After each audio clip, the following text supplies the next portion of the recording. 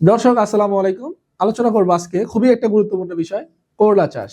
আমরা সবাই জানি করলা একটি অতি লাভজনক এবং সারা বছর চাষাবাদ করা যেমন একটা সবজি, যেটা সঠিক চাষাবাদ পদ্ধতি, উন্নত জাত এবং আধুনিক পদ্ধতি চাষাবাদে অল্প জমিতে অধিক লাভবান করা সম্ভব। আজকের ভিডিওটা করলা চাষের আদ্য প্রান্ত নিয়ে আলোচনা করব। আমি কৃষিবিদ ইমরান হোসাইন। চলুন এবার আমরা জেনে নেই করলা চাষের চাষাবাদ করতে প্রথমত করলা চাষ পদ্ধতিতে মাটি এবং জমি নির্বাচন সম্পর্কে। করলা দোআঁশ এবং বেলে দোআঁশ মাটিতে সব থেকে ভালো হয়। করলা যে সমস্ত জমি নিচু, এগুলো কিন্তু খুব একটা ভালো হয় না। এবার আমরা জেনে নিব বপনের সময়কাল। বাংলাদেশে যে 3টা সিজন চলে, তার ভিতরে গ্রীষ্মকাল, শীতকাল এবং বর্ষাকাল। অক্টোবর থেকে নভেম্বর মাসে করলা চাষ করে যায় এবং বর্ষাকালে মে জুন মাসে করলা চাষের উপযুক্ত সময়। আর আপনারা জানেন এখন জানুয়ারির শেষ এবং ফেব্রুয়ারির শুরু, এই সময়ে করলা চাষ কিন্তু খুবই একটা লাভজনক সবজি হিসাবে আমরা চাষাবাদ করতে পারি। এরপরে আমরা যাব জমি প্রস্তুতির ক্ষেত্রে। করলা চাষে নর্মালি 3 থেকে 4টি চাষাবাদ দিতে হয়। সেক্ষেত্রে গ্রিন অনের ভার্মি কম্পোস্ট এবং ট্রাইকো কম্পোস্টের সাথে গ্রিন অনের ওয়ান্ডার অথবা প্লান্ট সলিউশন, এটা যদি ব্যবহার করতে পারেন তাহলে সর্বোচ্চ রেজাল্ট পেতে পারেন। এই ক্ষেত্রে মাটি ভেদে জৈব সারের পরিমাণ সেক্ষেত্রে 300 থেকে 500 কেজি পর্যন্ত দেওয়াটা উত্তম এবং এর সাথে ট্রাইকোডার্মা সমৃদ্ধ ট্রাইকোডার্মা হার্জিনিয়াম এবং ট্রাইকোডার্মা অ্যাসপ্রিলিয়াম, এটা যদি বিঘা প্রতি 3 থেকে 5 কেজি হারে ব্যবহার করা যায় তাহলে কিন্তু মাটির সঠিক ভৌত গুণাবলী অক্ষুণ্ণ থাকে। দর্শক, এবার আমরা জেনে নিব করলার জমিতে কি হারে আপনারা রাসায়নিক সার ব্যবহার করবেন। এক্ষেত্রে লক্ষণীয়, আপনারা যারা কৃষিকাজ করেন তারা ম্যাক্সিমাম কিন্তু আন্দাজে এই রাসায়নিক সারটা ব্যবহার করে থাকেন। সেক্ষেত্রে যদি সঠিক মাত্রায় যদি সার ব্যবহার করা যায়, এক্ষেত্রে আপনার যেমন উৎপাদন খরচ কমে যাবে এবং মাটির যে ভৌত গুণাবলী এটা কিন্তু অক্ষুণ্ণ থাকবে। তো চলুন আমরা জেনে নিব আপনার করলার জমিতে তৃতীয় চাষের পরে শেষ চাষের আগে কি কি হারে জৈব সারের সাথে রাসায়নিক সারটা ব্যবহার করতে পারেন। এক্ষেত্রে লক্ষণীয় একটা বিষয়, অবশ্যই আপনার জৈব সারের পরবর্তী চাষে কিন্তু আপনি রাসায়নিক সারটা দিবেন। সেক্ষেত্রে টিএসপি 40 কেজি, ড্যাপ ডাইঅ্যামোনিয়াম ফসফেট 20 কেজি এবং MOP muriate of potash 40 KG, gypsum 10 KG, boron 1 KG, Furadan যেটা দানাদার কীটনাশক এটা 2 কেজি, ম্যাগনেসিয়াম 4 কেজি এবং দস্তা অথবা জিঙ্ক সালফেট এটা 1 কেজি হারে জমিতে স্প্রে করে দিবেন। এক্ষেত্রে জিঙ্ক সালফেট বা দস্তা ব্যবহার করার ক্ষেত্রে অবশ্যই এই দস্তা সারের সাথে কখনোই টিএসপি সারের যেন সংমিশ্রণ না হয়। এই জন্য দস্তাটা কখনোই রাসায়নিক সারের সাথে অ্যাপ্লাই করবেন না, হয়তোবা 24 থেকে 72 ঘন্টা আগে অথবা পিছে এই দস্তা সারটা দিলে এর সর্বোত্তম গুণাবলী জমি পেয়ে থাকে। দর্শক, এবার আমরা জেনে নিব করলা চাষের বেড পদ্ধতি। যারা মালচিং দিয়ে চাষাবাদ করেন, মালচিং দিয়ে চাষাবাদ করার ক্ষেত্রে যদি আপনি ডাবল বেডে করলা চাষাবাদ করেন, সেক্ষেত্রে আপনার বেডের সাইজ হবে 3 ফিট। 3 ফিট বেডে 4 ফিটের মালচিং ব্যবহার করবেন। এবং আপনি যদি সিঙ্গেল বেডে করলা চাষাবাদ করতে চান, সেক্ষেত্রে আপনার বেডের সাইজ হবে 22 থেকে 24 ইঞ্চি পর্যন্ত এবং এই 22 থেকে 24 ইঞ্চি বেডের জন্য আপনি 2.5 ফিট থেকে 3 ফিটের মালচিং ব্যবহার করা সর্বোত্তম পদ্ধতি। এবার জেনে নিব এই 2.5 ফিট 3 ফিট অথবা 4 ফিট মালচিং এর যে মাঝখানে যে বেড হবে, ড্রেন হবে, এই ড্রেন 18 থেকে 20 ইঞ্চি পর্যন্ত এই ড্রেন হবে এবং এই বেডের হাইট হবে 8 থেকে 10 ইঞ্চি পর্যন্ত বেডের উচ্চতা হবে।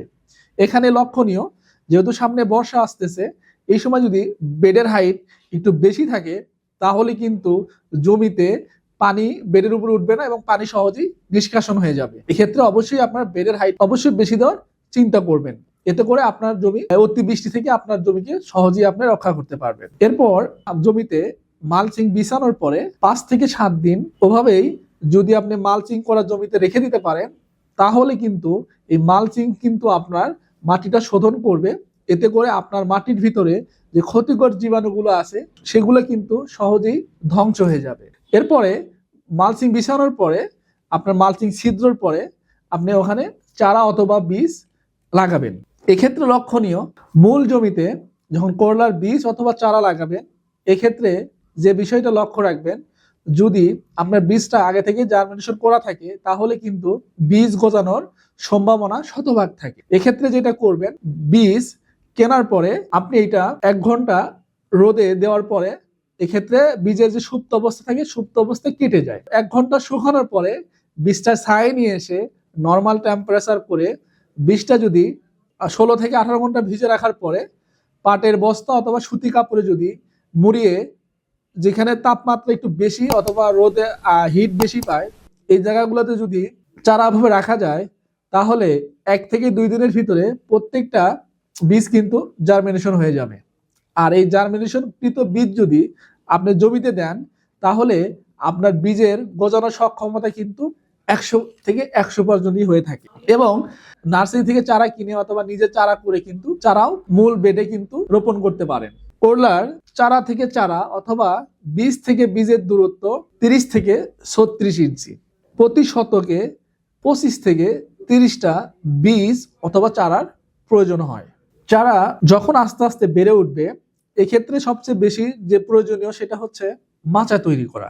নর্মালি 15 থেকে 20 দিন গাছের বয়স হলে ওই সময় গাছ যে ডগা বের হয় ওই সময় কিন্তু আপনার জমিতে এ প্যাটার্ন অথবা ইউ প্যাটার্ন মাচা কিন্তু আপনাকে দিতে হবে। আর এ প্যাটার্ন এবং ইউ প্যাটার্ন মাচার ভিডিও নিয়ে আমরা অন্য একটা দিন কথা বলবো। এবার আসি আমরা সেচ ব্যবস্থাপনায়।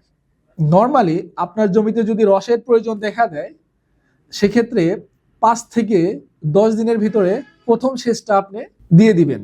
এবং যদি এইটা সেচটা আসলে অনেকটা ডিপেন্ড করে হচ্ছে মাটির রসের উপরে, এক্ষেত্রে আপনি যখন গাছের প্রয়োজন হবে সে অনুপাতে আপনি রেগুলার সেচ দিতে থাকবেন।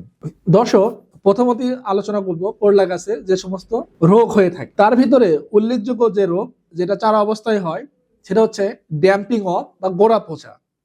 এই ড্যাম্পিং অফ হলে আপনার গাছ ছোট অবস্থায় থাকতেই গাছের গোড়া পচে যায়, যার কারণে গাছ মারা যাবে। এই ড্যাম্পিং অফ থেকে গাছকে বাঁচানোর জন্য প্রথমতই আপনি ট্রাইকোডার্মা, বিশেষ করে গ্রিনওয়ানের ওয়ান্ডারমা এবং প্লান্ট সলিউশন প্রতি লিটার পানিতে 10 থেকে 15 গ্রাম হারে যদি গাছের গোড়ায় স্প্রে করা যায় সেক্ষেত্রে কিন্তু এই ড্যাম্পিং অফ কিন্তু অনেকাংশে কমে যায়। এছাড়াও বিভিন্ন ধরনের ছত্রাকনাশক, বিশেষ করে কার্বাননিজম বা ম্যানকোজেব গ্রুপের ছত্রাকনাশক যদি গাছের গোড়ায় স্প্রে করা যায় তাহলে কিন্তু এই ড্যাম্পিং অফ আপনার গাছ থেকে সমূলে নির্মূল হয়ে যাবে। যদি গাছের গোড়ায় অতিরিক্ত পানি জমা হয় সেক্ষেত্রে কিন্তু ড্যাম্পিং অফ হয়। এক্ষেত্রে আপনি লক্ষণীয় বিষয় রাখতে হবে, গাছের গোড়ায় কখনো পানি জমতে দেওয়া যাবে না। দেন আরেকটা বিষয় হচ্ছে করলা গাছের যে সবচেয়ে বেশি সমস্যাটা হয় রোগের ভিতরে সেটা হলো ডাউনি মিলডিউ। এই ডাউনি মিলডিউ হলে গাছের উপর এক ধরনের হলুদ আবরণ সৃষ্টি হয় এবং এক ধরনের দাগ হয় এবং এই এক ধরনের ধূসর বর্ণের এক ধরনের ছাঁচ তৈরি করে।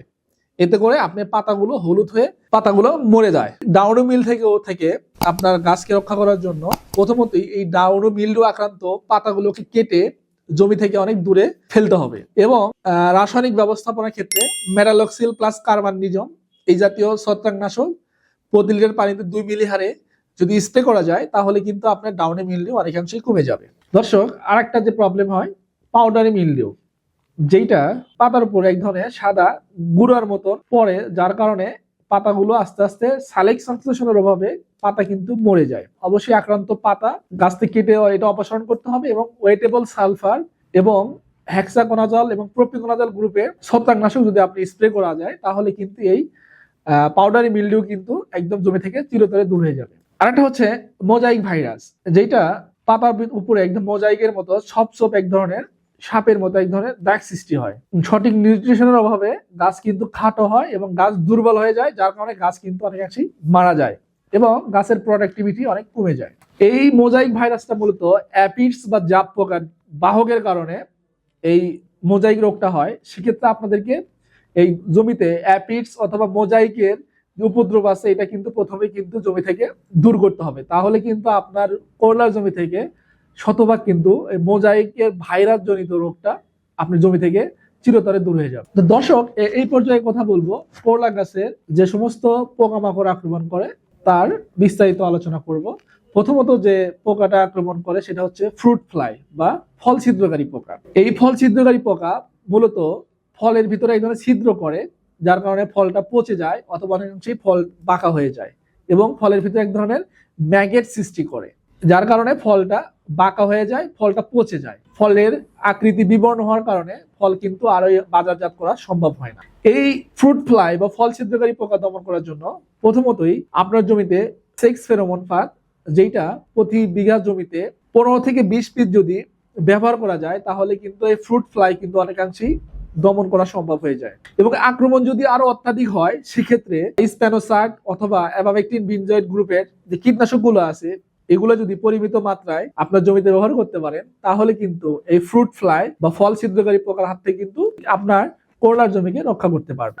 লাল মাকড় বা মাইট, এইটা পাতার এক ধরনের আক্রমণের ফলে পাতায় হলদে দাগ হয় এবং পাতার ভিতরে এক ধরনের জালি বনে, এবং যার কারণে পাতাটা শুকিয়ে পাতা মারা যায়। লাল মাকড় বা মাইট দমন করার জন্য অ্যামামেকটিন বেনজয়েডের গ্রুপের ওষুধগুলো অথবা অ্যাসিডাফ্রিপিড বা অ্যাসিডাপ অথবা থায়ামিথিক্সাম, এই জাতীয় কীটনাশকগুলো যদি আপনার গাছের পাতার নিচে সঠিক মাত্রায় স্প্রে করা যায়, তাহলে কিন্তু আপনার জমি থেকে এই লাল মাকড় অথবা মাইট কিন্তু চিরতরে দূর হয়ে যাবে। এবার আসি এই অ্যাপিডস বা জাপ পোকা, যেটা কচি পাতার উপরে এক ধরনের ঝাঁক বসে এবং কচি পাতার যে রস থাকে, এই রসটা চুষে খায়, যার কারণে পাতাগুলো কুঁকড়ে যায়। এইটা কিন্তু মোজাইক ভাইরাসের কিন্তু বাহক হিসেবে এই জাপ পোকা বা অ্যাপিডস কাজ করে। আপনার জমিতে যদি অ্যাপিডস এর আক্রমণ লক্ষ্য করা যায়, সেক্ষেত্রে ইমিডাক্লোরোপিড, অ্যাসিডামিরিপিড, অ্যাসিডাপ অথবা থায়ামিথিক্সাম, এই জাতীয় কীটনাশক যদি সন্ধ্যাবেলায় পরিমিত মাত্রায় স্প্রে করতে পারেন, তাহলে আপনার জমি থেকে চিরতরে এই অ্যাপিডস বা জাপ পোকা দূর হয়ে যাবে। এবং আরেকটা রাসায়নিক দমন ব্যবস্থা, সেক্ষেত্রে ইয়েলো স্টিকি ট্র্যাপ ব্যবহার করার কারণে কিন্তু আপনার জমি থেকে এই জাপ পোকা বা অ্যাপিডস কিন্তু দূরে রাখতে পারে। দর্শক, করলা চাষের ক্ষেত্রে যে বিষয়টা সব থেকে লক্ষণীয়, করলা গাছে যে সমস্ত রোগ বা পোকামাকড় আক্রমণ করে, তার ভিতরে করলা গাছে কিন্তু প্রথমেই কিন্তু পোকার আক্রমণ হয়। নর্মালি অন্য অন্য গাছে ছত্রাকের আক্রমণের রোগের আক্রমণ হয়, বাট করলা গাছে টোটালি আলাদা। করলা গাছে প্রথমে পোকার আক্রমণ হয়, আর এই পোকার আক্রমণ থেকে কিন্তু এই রোগের উৎপত্তি সৃষ্টি হয়। এই জন্য আপনাদেরকে প্রথমতই জমিটাকে যদি সম্পূর্ণ পোকা মুক্ত, মাকড় মুক্ত রাখতে পারেন, তাহলে কিন্তু আপনার জমিতে কিন্তু রোগবালাই অনেকাংশেই কম হবে। এই সঠিক ব্যবস্থাপনায় যদি আপনি করলা চাষাবাদ করতে পারেন, তাহলে আমরা যে হাইব্রিড জাতের কথা বলতেছি, সেক্ষেত্রে 35 থেকে 40 দিনের ভিতরে আপনি আপনার আশানুরূপ ফল পাবেন, এবং এই উৎপাদিত পণ্য করলা যেটা আপনি বাজারে বিক্রি করে এখানে কিন্তু ভালো একটা প্রফিট আপনি পাবেন বলে আমরা আশাবাদী। ধন্যবাদ। আজকে এ পর্যন্তই, দেখাবো অন্য কোনো এক ভিডিওতে।